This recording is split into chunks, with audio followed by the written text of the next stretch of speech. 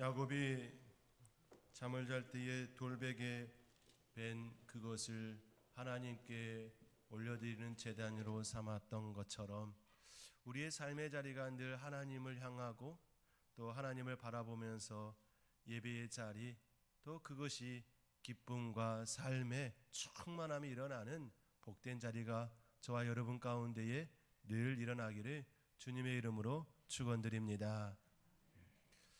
맑고 청아한 목소리로 여러분께 말씀을 선포해야 되는데 오늘 약간 코맹맹맹한 소리가 들리지요. 저도 답답합니다.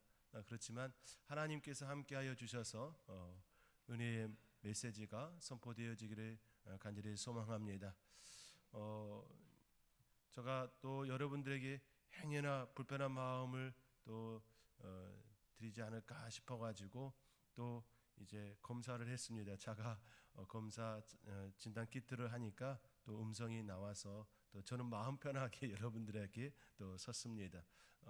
조금 더 이제 공인으로서 여러분들에게 다가가고 또 성도님들한테 대할 때에 조금이라도 불편함이 일어나지 않기를 바라는 모습으로 또 검사하고 또 진행을 또 하였습니다.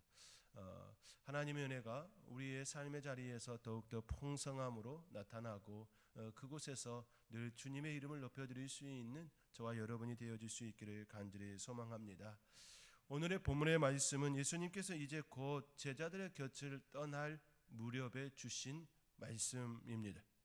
예수님께서는 그들이 장차 받을 고난, 환난, 핍박에 대하여 아시고 그들에게 담대하라 내가 세상을 이기었노라라고 하는 권능의 말씀, 위로의 말씀, 능력의 말씀으로 주셨습니다. 이 말씀은 우리 일반 보통의 사람들이 쓸 수 없는 말씀이기도 하지요. 우리가 우리의 자녀들에게 과연 이 말을 쓸 수 있을까요? 우리의 자녀에게 담대해라 내가 세상을 이기었다 이렇게 이야기하며 그렇게 권명과 위로와 능력의 말씀을 줄 수 있을까요? 우리의 보통의 사람들은 이 말을 하지 못하겠지요. 왜냐하면 이 말에는 너무나도 놀라운 그 세계가 담겨져 있기 때문입니다. 이 말씀은 특별히 오직 예수님만이 하실 수 있는 말씀이지요. 왜냐하면 친히 예수님께서는 이 땅에 오셔서 인간의 옷을 입으시고 세상을 이기셨기 때문입니다.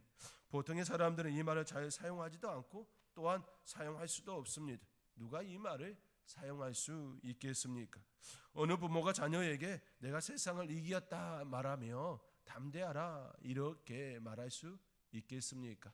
만약 말한다면 이렇게 얘기하겠지요. 힘내 너를 위해 기도하마.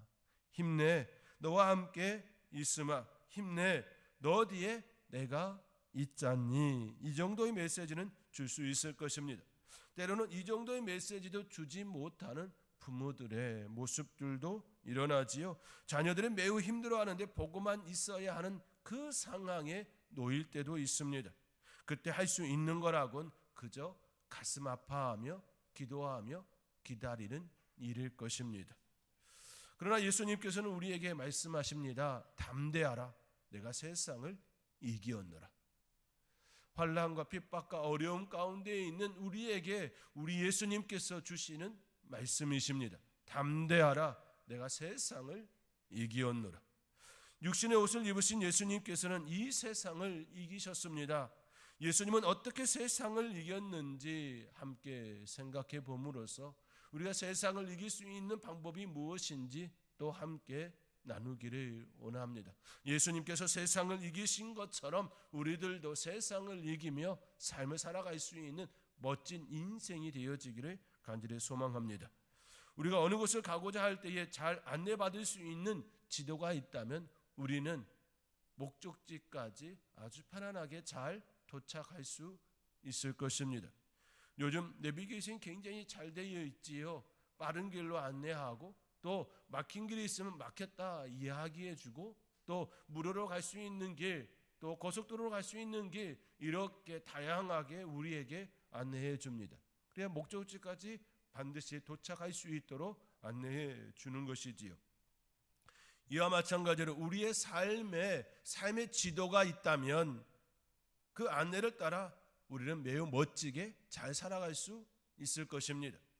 그러한 측면에서 예수 그리스도의 삶은 우리에게 매우 중요한 삶의 지도가 되어 주십니다.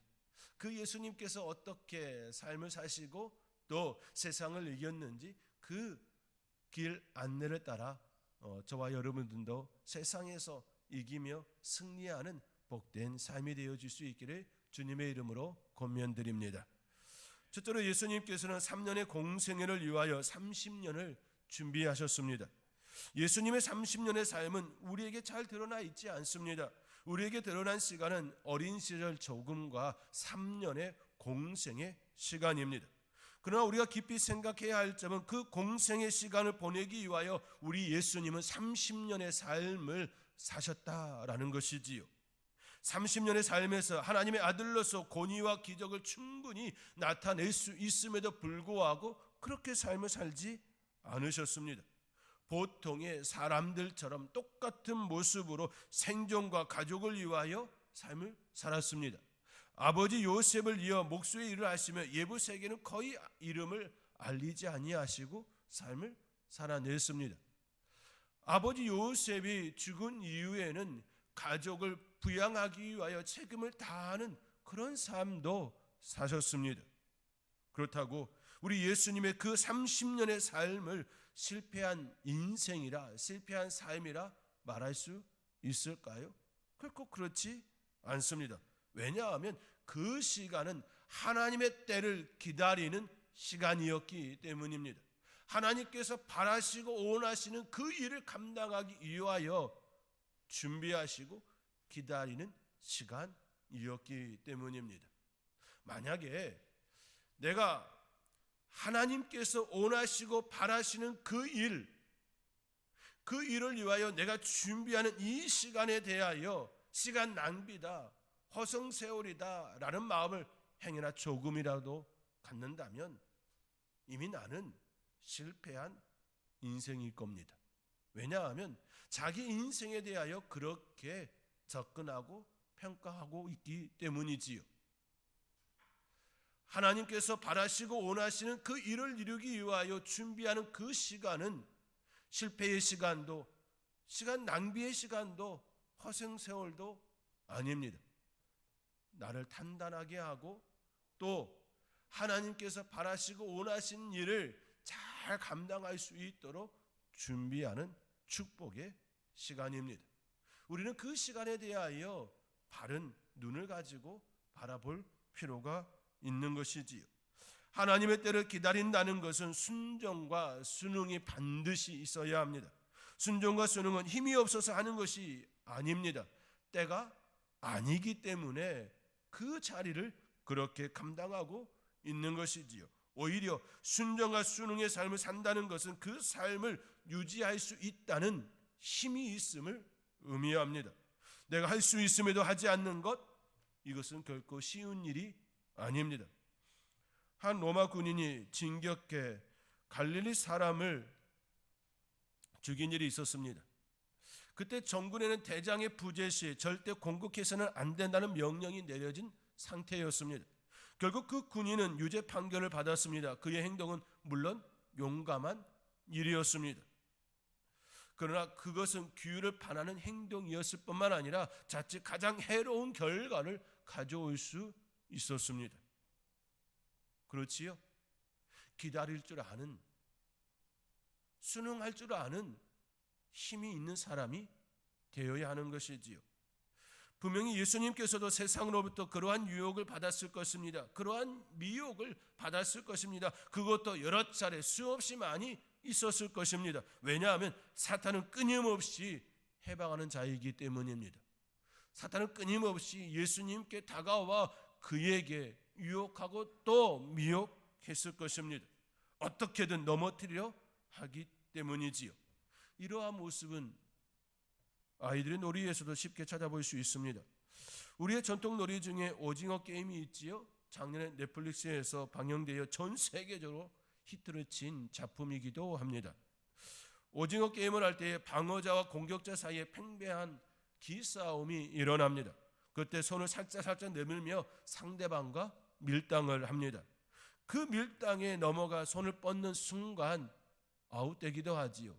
내가 준비되지 않은 채 살짝 밀당하는 그 순간 그 유혹에 넘어가 아웃되는 순간이 일어납니다. 그런데 우리의 예수님은 충분히 능력이 있으셨습니다.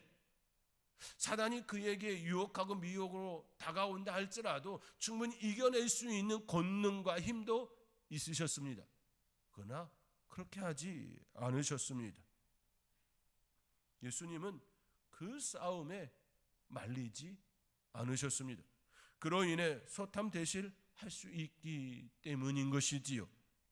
예수님은 30년 동안 복음을 선포하지도 치유의 능력을 바라지도 그리고 논쟁하지도 않으셨습니다. 만약 공생애가 시작되기 전에 복음을 전파하고 귀신을 쫓아내고 병든 자를 고치셨다면 하나님께서 바라시고 원하신 일, 그 일을 온전히 이루지 못했을 것입니다. 혹자는 이렇게 접근할 수 있을 것입니다. 3년의 공생애를 통하여 그렇게 일을 감당하셨다면 더 오랫동안 그 일을 복음을 전파하고 귀신 들린 자를 고치고 병든 자를 고쳐주는 그 사역을 오랫동안 10년, 20년 그렇게 하셨다면 더 멋지게, 더 아름답게 이뤄낼 수 있지 않겠느냐라고 생각할 수 있을 것입니다. 그렇지 않습니까? 3년보다 10년이, 10년보다 20년이, 20년보다 30년이 더 많은 시간 아닙니까? 더 많은 것들을 감당할 수 있는 것 아니겠습니까? 그러나 우리 예수님은 결코 그렇게 하지 않으셨습니다. 할 수 있음에도 불구하고 가장 하나님께서 원하시고 바라시는 그 일을 완성시키기 위하여 30년의 삶을 참고 순응과 순종으로 기다리는 삶을 살아내셨던 것입니다. 한순간의 영예나 영광을 위한 삶이 아니라 영원한 축복을 위한 구원의 사역이셨습니다. 하나님께서는 이 때를 위하여 수없이 많은 사람들을 보내시고 시간을 기다리셨습니다. 그리고 그때가 되어 하나님의 아들 예수 그리스도를 인간의 옷을 입히셨습니다. 십자가를 향한 발걸음을 온전히 내딛기 위하여 수없이 많은 선지자들과 사사들과 종들을 보내셨습니다. 그것을 너무나도 잘 알고 있는 예수님께서는 30년의 삶을 자신의 이름을 드러내지 아니한 채 그때 하나님께서 바라시고 원하시는 그 일을 위하여 기다림의 시간이었습니다. 우리의 삶도 마찬가지입니다. 진정으로 예수 그리스도와 함께 승리하기를 원한다면 하나님께서 바라시고 원하시는 그때를 위하여 기다리며 준비해야 하는 것이지요.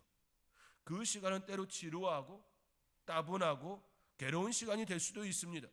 뿐만 아니라 앞이 보이지 않는 것처럼 느껴질 수도 있습니다. 그렇다 할지라도 실망하거나 낙심하지 마시기 바랍니다. 예수님께서도 3년을 위하여 십자가 그 사건을 위하여 30년을 기다리셨습니다. 그렇다고 한다면 우리 또한 기다려야 되지 않겠습니까? 하나님께서 우리를 사용하기를 원하시는 그때 온전히 잘 감당하기를 원하여 기다리며 준비하며 순종과 순응의 모습으로 나아갈 때에 가장 아름답게 가장 멋지게 세상을 이기는 그리스도인이 될 것입니다. 그러한 모습이 저와 여러분 가운데에 풍성하게 역사되어지기를 주님의 이름으로 축원드립니다. 둘째로 예수님은 온유와 인내로 하나님의 평화를 누리심으로 세상을 이기셨습니다. 예수님의 사역이 시작된 이후 그분의 인기는 하늘을 찌를 정도였습니다.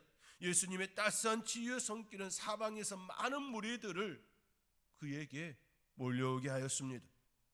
예수님으로부터 치유를 받기 위하여 그리고 귀신 들린 자들은 자신에게 있는 그 귀신이 내쫓임을 받기 위하여 새로운 유토피아를 꿈꾸며 예수님을 만나는 이들이 무수히 많았습니다. 그러나 예수님께서는 자신을 찾는 그들의 마음을 정확히 꿰뚫어 보셨지요. 그들의 이기적인 마음을 너무나도 정확하게 보셨습니다. 요한복음 6장 26절의 말씀에 예수께서 대답하여 이르시되 내가 진실로 진실로 너희에게 이르노니 너희가 나를 찾는 것은 표적을 본 까닭이 아니요 떡을 먹고 배부른 까닭이로다. 썩을 양식을 위하여 일하지 말고 영생하도록 있는 양식을 위하여 하라 말씀하셨습니다. 썩을 양식을 위하여 일하지 말고 영생하도록 있는 양식을 위하여 일하라라고 그들에게 그렇게 당부하셨던 것이지요. 예수님을 찾는 수없이 많은 무리들은 예수님을 자신의 배를 채우는 하나의 수단과 도구로 보았습니다. 그들이 꿈꾸는 그 유토피아, 그 세계를 위하여 예수님이 자신들의 하나의 도구로, 하나의 방법으로 접근하였던 것이지요. 그렇게 예수님을 따랐던 무리 중에는 칼과 뭉치를 들고 따랐던 이들이 있었지요. 여전히 그들은 예수님의 방법으로, 예수님의 방식으로, 예수님의 사고로 나아가는 것이 아니라 그들은 여전히 칼을 차고 예수님을 따랐습니다. 자기의 생각과 자기의 방식으로 예수님을 따름이었지요. 영생하도록 있는 양식을 위하여 이 땅에 오셨건만 그 양식을 바라보지 못한 채 자신의 육신을 위한, 썩을 양식을 위한 그 모습으로 예수님께 다가온 모습이었습니다. 그렇기에 예수님께서는 썩을 양식을 위하여 일하지 말고 영생하도록 있는 양식을 위하여 그렇게 당부하시는 것이지요. 우리가 사는 목적이 무엇입니까? 돈을 많이 벌기 위해서 사시는 겁니까? 아니면 남들보다 더 높은 위치에 올라가기 위하여 살고 계십니까? 이 땅에서 더 오래 살기 위하여 살고 계십니까? 우리는 우리의 삶에 대해 바르게 질문하고 대답해야 합니다. 내가 사는 이유가 무엇인지, 무엇을 위하여 사는지 묻고 그 물음에 대답해야 합니다.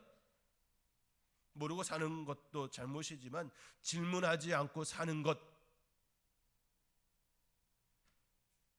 이것이 더욱 큰 잘못입니다. 질문을 던질 때에 답을 찾으면 내일을 향해 나갈 수 있습니다. 우리는 주입식 교육을 어릴 때부터 받고 살았습니다. 그러다 보니 자기 자신에게 질문을 던지고 답을 찾는 것을 어려워합니다. 그러나 주체적인 삶을 살아가려면 자기 자신에게 끊임없이 질문을 해야 합니다. 세상에서 말하고 있는 그 보편적이고 인류적인 그 답이 아닌 하나님께서 여러분 자신에게 진정으로 원하시는 그 답을 찾아야 합니다. 그렇게 우리는 내 자신에게 질문을 던져야 하는 것이지요. 내가 사는 목적이 무엇인가? 내가 사는 이유가 무엇인가? 나는 무엇을 위하여 지금 이 일을 하고 있는가? 끊임없이 물어야 합니다. 그 물음 가운데에 하나님께서 개개인에게 독특하게 허락하여 주신 그 일, 그 사역, 그 사명, 그 뜻을 깨닫게 되어지는 것이지요. 그렇게 되어지면 남과 비교하며 사는 인생이 아니라 하나님께서 원하시고 바라시는 그 인생을 멋들어지게 살 수 있게 되어지는 것입니다. 또한 그 답을 찾을 때에 그리스도인들에게는 성경이 가장 좋은 길라잡이가 되어진다는 이 사실 또한 기억하시기 바랍니다. 예수님을 찾은 많은 무리들의 목적은 당장의 배고픔을 해결하고 또한 지금 묶여있는 것으로부터 벗어나는 일이었습니다. 그러나 하나님의 아들 예수님께서는 그보다 더 좋은 것을 그들에게 주시기를 원하셨습니다. 썩을 양식이 아닌 영생하도록 있는 그 양식을 그들에게 주시기를 원하셨습니다. 영생하도록 양식을 얻은 사람은 지금의 삶을 더욱 멋지게 아름답게 살아낼 수가 있습니다. 왜냐하면 삶의 이유가 너무나도 뚜렷하기 때문입니다. 그리고 당장 영생하도록 있는 그 양식을 가진 사람은 지금 삶의 자리에서 겪는 그 일에 대하여 어렵고 힘들고 때로는 나를 괴롭히는 일이 있다 할지라도 능히 이겨낼 수 있는 힘을 갖고 있기 때문이지요. 영생하도록 있는 양식을 소유한 사람은 지금 내 앞에 있는 그 문제에 대하여 그렇게 크게 문제거리로, 낙심거리로, 절망의 거리로 보이지 않는 것입니다.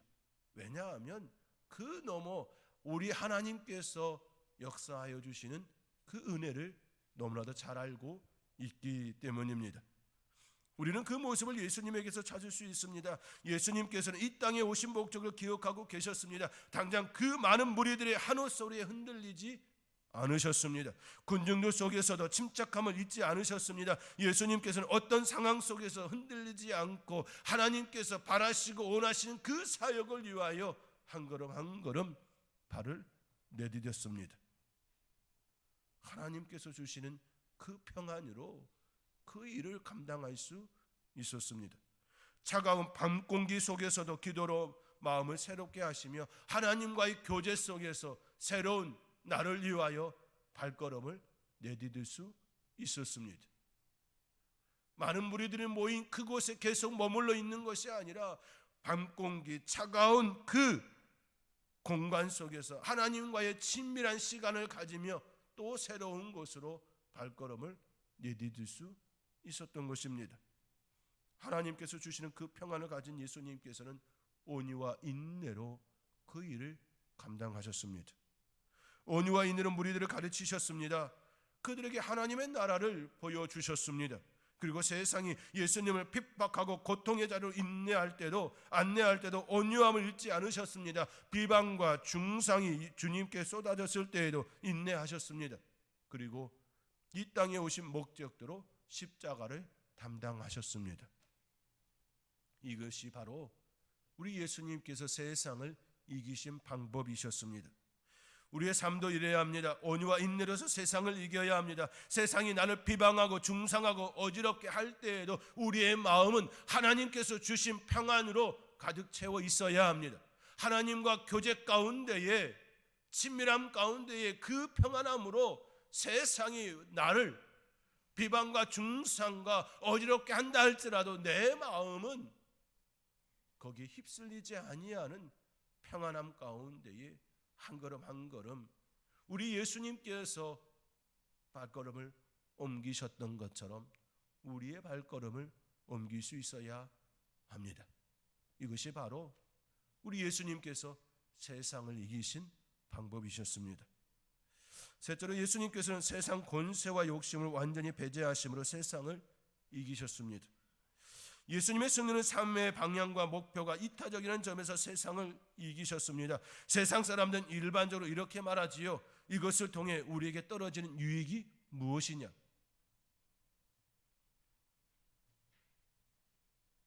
이것을 다른 말로 표현하면 콩고물이 무엇이냐라는 이야기이겠지요. 이 일을 통해 우리가 무엇을 얻을 수 있냐고 묻습니다. 사람들은 어릴 때부터 이러한 얘기를 끊임없이 듣고 자랍니다. 손으로 움켜 잡아야 너의 것이 될 수 있다 이야기합니다. 남을 위해 살아라, 헌신하며 살아라, 희생하며 살아라, 손해보며 살아라, 남을 위해 살아라. 이러한 이야기를 들으며 사는 인생은 그리 많지 않았을 것입니다. 악착같이 살아라, 어떻게든 모아야 한다, 남들에게 무시당하지 않으려면 가진 것이 있어야 한다. 주로 이러한 이야기를 듣고 자랐습니다. 이것이 바로 세상이 말하는 분별력입니다. 이것이 바로 세상이 말하는 정치요 경제입니다. 현대 정치는 자기 당을 위하여 이익을 추구하라 그렇게 가르칩니다. 국민들을 위하여 정치하는 것이 아니라 너희의 당을 위하여 정치하는 것이다 이렇게 현대 정치의 정의가 우리는 이 모습을 너무나도 잘 보고 있지요. 자기 당을 위하여 때로는 거짓말을 고모할 실수를 부리는 그 모습들을 너무나도 보고 있지 않습니까? 이것이 세상의 분별력입니다. 세상이 가르치는 논리입니다. 만약 이와는 다른 정치 경제를 말한다면 어리석은 사람이라고, 세상을 몰라서 너가 어려서 그런다고 그렇게 치부를 당합니다. 세상은 끊임없이 자기를 보호하라고 말합니다. 그것이 현명한 삶이라고 이야기합니다. 너가 가진 것이 있어야 무시당하지 않고 멸시하지 않고 그렇게 사람을 살아낼 수 있다라고 그렇게 이야기합니다. 그러나 예수님께서 보이신 삶은 자기를 보호하는 데서 시작되지 않았습니다. 움켜쥐는 것으로부터 시작되지 않았습니다. 또한 예수님께서는 세상의 권력을 취하거나 사용하시기 위하여 고개를 숙이지도 않으셨습니다. 설사 그것이 이타적인 목적들을 위한 것이라 할지라도 결코 세상의 권력을 사용하지 않으셨습니다. 많은 사람들에게 이익이 되는 부분이라 할지라도 그 가정이 옳지 않으면 결코 그것을 선택하지 않으셨습니다. 그러나 세상은 그렇게 말하지 않지요. 많은 사람들을 위한 것이니 조금 눈 감으면 얼마나 좋냐라고 이야기하고 있습니다. 아람 왕이 그의 군사와 병거로 엘리사를 포위하였을 때 엘리사는 결코 두려워하지 않았습니다. 왜냐하면 그들의 숫자보다 하나님께서 보내신 불말과 불병거들이 더 많았기 때문입니다.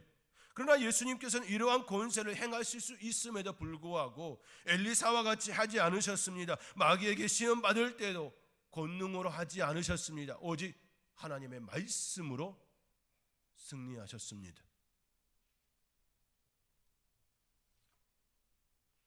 이것이 세상을 이기신 예수님의 방법이셨습니다. 세상을 이기기 위해 세상의 권세와 권능으로 하지 아니하시고 하나님의 사랑으로 세상을 대하셨습니다. 사랑은 죽음같이 강하다 말한 솔로몬의 고백처럼 예수님께서는 세상을 사랑함으로 세상을 이기었습니다. 우리의 모습을 생각할 때에 사랑으로 세상을 이기기 위하여 필요한 것이 있게 되는 것이지요. 우리는 너무나도 연약합니다. 우리는 너무나도 부족합니다. 우리의 힘으로는 세상을 이기기에 너무나도 벅찬 모습입니다. 그렇기에 우리는 성령의 도우심을 받아야 합니다. 세상을 사랑으로 이겨낼 수 있도록 하나님 나에게 사랑을 공급하여 주시옵소서라고. 성령님, 오늘 하루를 성령님의 인도하심 가운데에 사랑으로 세상을 이길 수 있기를 원합니다. 악을 선으로 이길 수 있기를 원합니다라고 기도해야 하는 이유가 여기에 있기 때문입니다. 우리는 너무나 연약하기에 부족하기에 우리는 기도해야 하는 것이지요. 김병삼 목사님의 저서 치열한 복음에 소개된 이야기를 소개해드리며 오늘의 말씀을 마치고자 합니다. 1960, 70년대에 테니스로 명성을 떨치던 아서 애쉬는 모든 테니스 선수들의 꿈인 그랜드슬램을 3번이나 달성했습니다. 그리고 최고의 권위를 자랑하는 임블던에서도 우승을 차지하였습니다.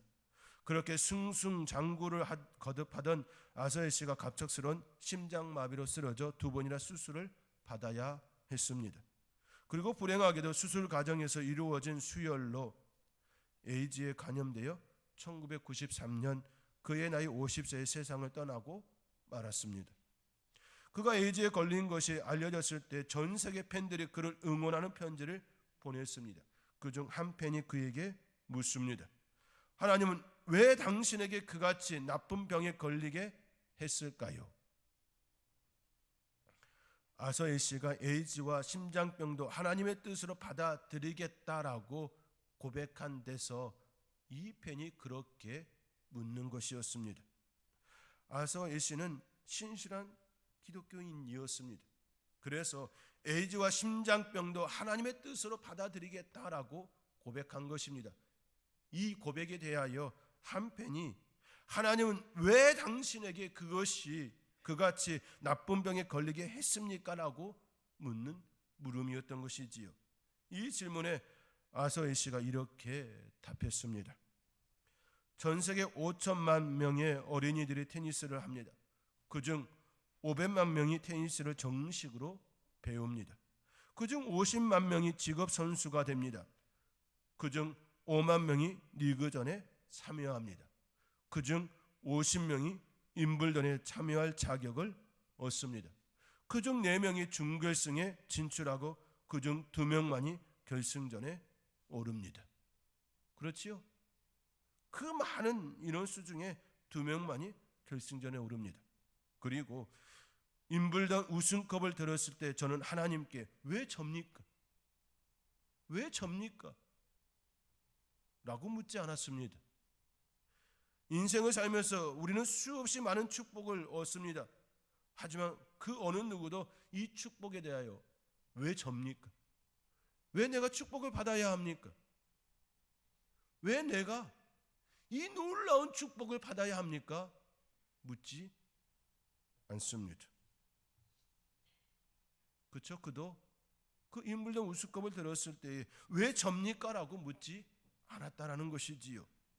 하지만 고난과 불행과 역경을 지날 때면 누구든 왜냐고 수없이 질문합니다. 아소의 씨는 자신이 축복에 대해 왜냐고 질문하지 않았듯이 실패와 재앙에 대해서도 하나님 왜 접니까? 왜냐고 묻지 않는 게 당연하다 받아들인 것입니다. 그렇습니다. 사랑하는 성도 여러분, 우리가 그리스도인 됨은 하나님의 은혜입니다. 여기에 왜 내가 그리스도인이 되어야 합니까? 내가 왜 접니까? 이렇게 묻지 않습니다.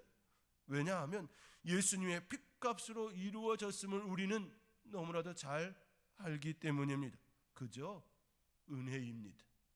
그저 우리는 감사할 뿐입니다. 그렇게 우리의 삶은 감사와 찬송을 하나님께 올려드리는 삶이어야 합니다. 왜 내가 예수님처럼 세상을 이겨야 합니까? 예수님처럼 살아야 합니까? 라고 묻는 것이 아니라 예수 그리스도의 보혈로 그리스도인이 되었기 때문에 예수님처럼 그렇게 살겠습니다 라는 고백이어야 한다는 것이지요.